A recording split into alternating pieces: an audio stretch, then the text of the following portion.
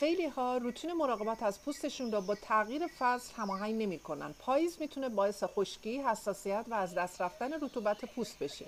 تو این ویدیو رایج‌ترین اشتباه‌ها و راهکار درستشون رو می‌بینیم. رایج‌ترین تصور سنتی و اشتباه استفاده از مرطوب کننده های تابستان و استفاده نکردن از کرم های ضد آفتاب است، در صورتی که در زمستان و پاییز هم اشعه یووی وجود داره و همچنین مرطوب کننده ها باید غلیظتر باشن، یعنی ترکیبی از هیالورونیک اسید و سرامید. با فرارسیدن فصل پاییز و کاهش رطوبت هوا، پوست به طور طبیعی مستعد خشکی و دهیدراته شدن میشه. مصرف نکردن آب کافی در این فصل مشکلاتی از قبیل کدری و خستگی، تشدید چین و چروک، خشکی و کشیدگی و تضعیف سد دفاعی رو به وجود میاره.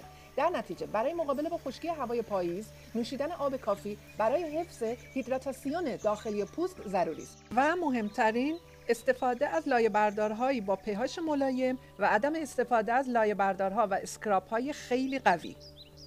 و در آخر اینکه با سابسکرایب کردن کانال من هم پوست زیبا میتونی داشته باشی، هم روش‌های علمی و اشتباهات رایج رو آموزش میبینی.